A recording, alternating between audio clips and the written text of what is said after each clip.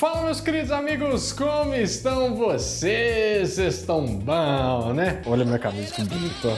Eu vim quis gravar hoje só pra mostrar a camisa pra vocês. Bonita, né? Quando o assunto é televisão brasileira, o assunto é que não falta, né? Principalmente se o negócio fizer a gente questionar a realidade. É uma coisa complexa, né? Por isso, hoje eu vou falar mais uma vez de reportagens inacreditáveis da nossa TV. E depois não deixa de conferir as partes 1 e 2, que também ficaram show de bola, né? Ficaram incríveis. Então, vambora!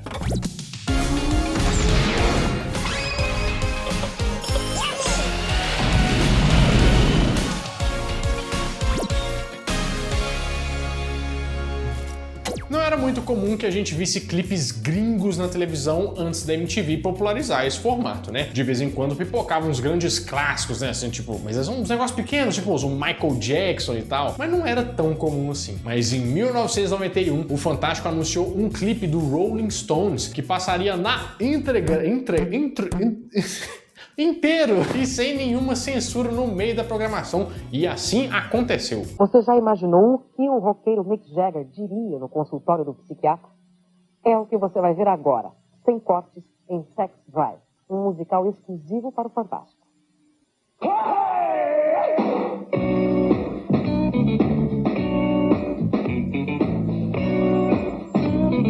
Eu não lembro de ter problema nenhum de criança ver o Fantástico, apesar que eles passavam as reportagens das múmias congeladas há 1000 anos atrás, no meio do penhasco.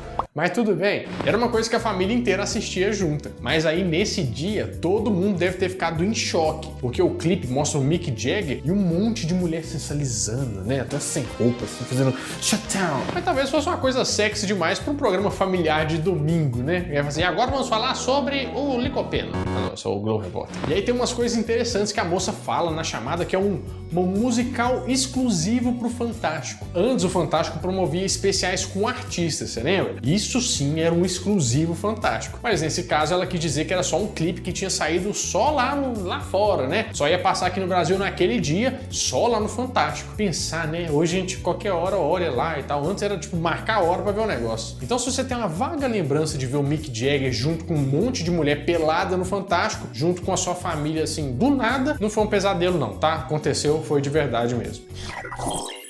Quem é do interior sabe que nem sempre os jornais da cidade têm muito o que noticiar. Que nem às vezes aqui em Belo Horizonte fala assim, gente, 2 carroças acabam de colidir. E a gente já viu essa notícia.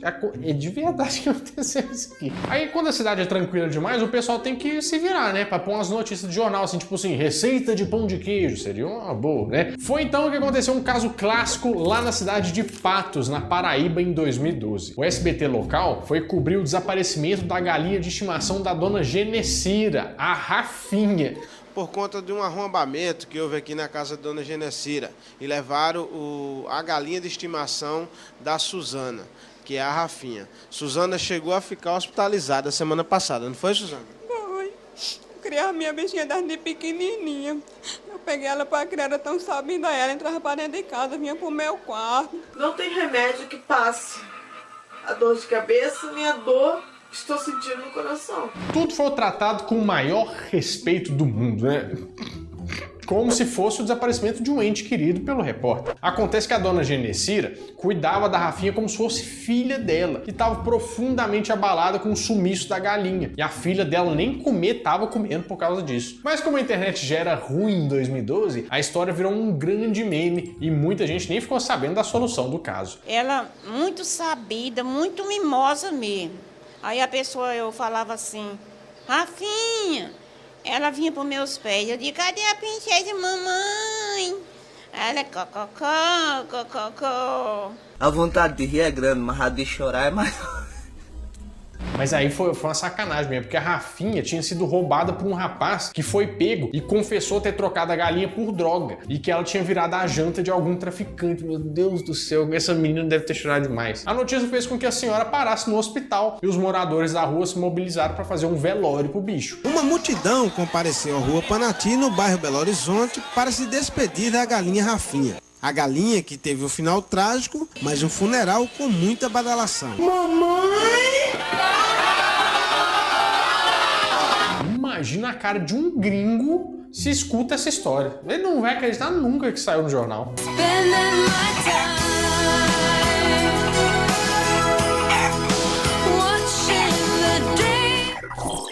Agora eu acho que a gente vai ver uma reportagem que muita gente vai se identificar. Ah lá, sou eu. O SBT fez uma matéria sobre o Breno, que era um menino que não comia nada além de biscoito. Eu sei que todo mundo gostava de acordar num sabadão, né? Ou pegar de tarde, fazer aquele copo de Toddy, o nosso, no caso, na lata de Nescau, que é uma heresia, mas acontece, né? E comer um pacote inteiro de biscoito. Mas o Breno só comia isso no almoço, na janta, toda hora. Não sei explicar muito assim, né?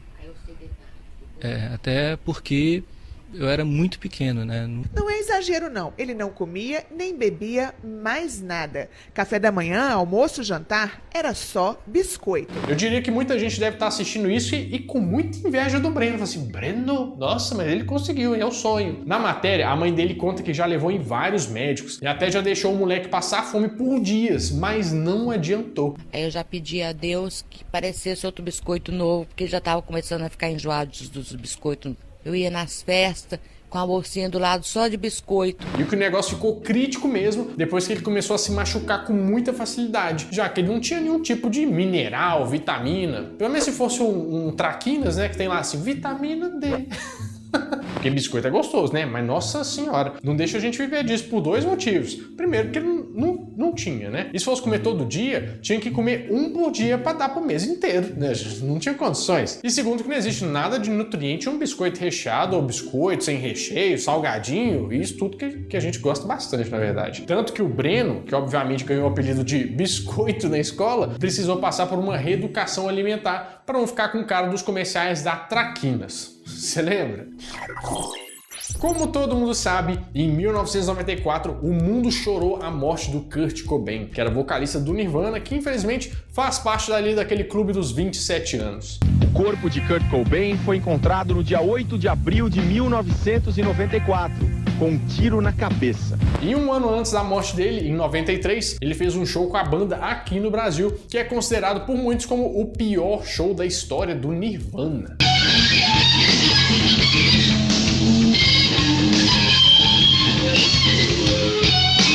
Eles tinham vindo pro Hollywood Rock, que tinha transmissão ao vivo do show, que decepcionou tanto quem tava lá quanto quem assistiu de casa, sendo uma das coisas mais bizarras que a gente já transmitiu ao vivo na TV. Se você gosta de rock, já viu aquela cena do Kurt saindo engatinhando de um palco, né? Pois é nosso, é do Brasil.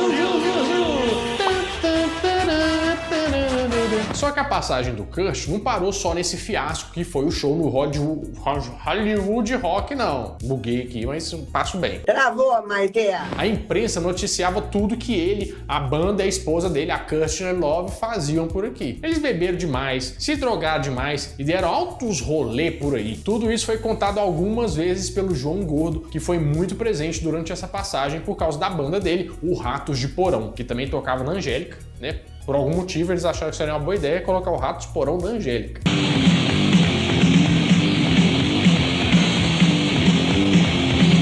E depois, em 2004, uma reportagem contando com mais detalhes sobre isso foi ao ar no Fantástico, fazendo a gente relembrar dessa passagem maluca que o Nirvana fez por aqui pouco antes da banda acabar, sendo um dos últimos registros do Kurt em cima de um palco. Rio, 23 de janeiro de 1993. Depois de fazer o que ele próprio consideraria um dos piores shows de sua carreira, Kurt Cobain, líder do Nirvana, abandonou o palco engatinhando. Era um caminho sem volta de autodestruição. Existiram dois estilistas muito famosos na televisão brasileira. Um foi o Ronaldo Esper e o outro foi o Clodovil. O Ronaldo Esper tá vivo ainda? Não sei. Isso é uma pergunta pra gente responder no Instagram do NetShow, @canal NetShow. Segue lá que nós vamos dar essa resposta e mostrar onde está o Ronaldo Esper. Onde estão as pessoas famosas que sumiram. Vai lá que você vai ver. O Ronaldo Esperman, segundo a Bárbara. Esperman.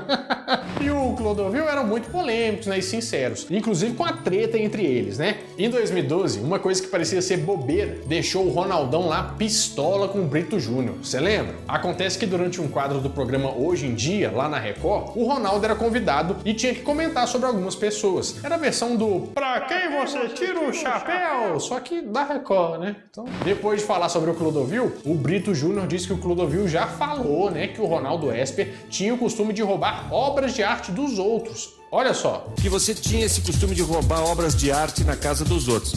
Por que ele dizia isso? Ele disse isso pra quem? Não sei, estão me dizendo aqui uma fonte, saiu numa revista. Quem redacionou isso? Uma revista que saiu na época. Mas cadê a revista? Eu não tenho a revista, mas eu estou sendo informado pela minha produção sobre isso. É mesmo, é? Assim, se a gente parar pra pensar, o cara foi convidado pra um programa na tarde, lá na Record, e acaba sendo acusado de roubo por um cara que já tinha até falecido, gente. Olha que ideia. Ladrão! A falta de checar a informação aí da produção do programa fez o Ronaldo ficar muito bravo, a ponto de constranger todo mundo que tava lá ao vivo e deixar o palco no meio da brincadeira. Eu estou extremamente chocado. Não com você, nem com a Tiziane, que eu tenho o maior carinho. Você não processou? Mas eu nunca pensei que a produção desse programa me chamasse para passar por um vexame desse. É claro. Opa. Então, eu peço desculpa aos telespectadores e também aqui ao público. Eu vou me retirar e vou ver legalmente o que eu posso fazer contra vocês. O clima ficou tenso e eles tiveram que se virar colocando uma matéria para seguir o programa. O Ronaldo Esper foi voltar no programa só em 2016 e falou do assunto uns anos depois, dizendo que nunca teve nada contra o Brito, mas foi uma indignação com o programa. Imagina quem tava em casa assistindo, né? Como que o programa não ficou interessante assim do nada? Sabe esses canais que existem no YouTube que procuram fantasmas, espíritos nos lugares abandonados? É nóis! Esse formato é um clássico na televisão americana. Depois migrou pro YouTube, né? Veio o Nerd Doc, revolucionou o mercado nacional com aparições e as reportagens magníficas. Mas antes disso tudo, procurar fantasma é a especialidade do Brasil. Nos anos 90, a gente tinha muito em programas tipo Domingo Legal, e nas últimas décadas essas pautas passaram a se concentrar no balanço geral do Geraldo Luiz. E depois foi pro Domingo Show junto com ele. Uma das melhores reportagens, bem ao estilo assim, Casal Warren, bem Renato do Nerd Show, foi feita em Agagaquagua.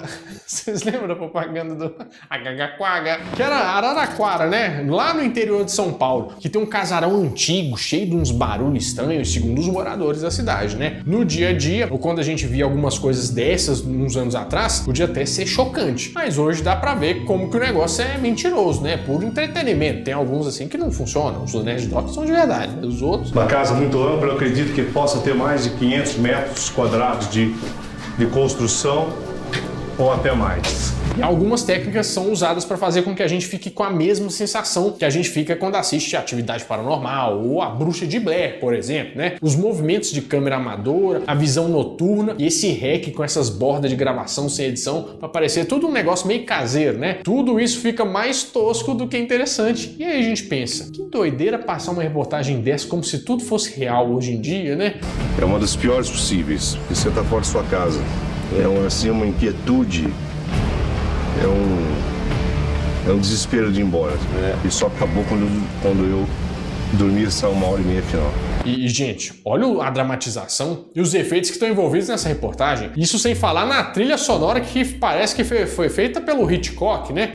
Que eu mostro a partir de agora para vocês. Vem comigo.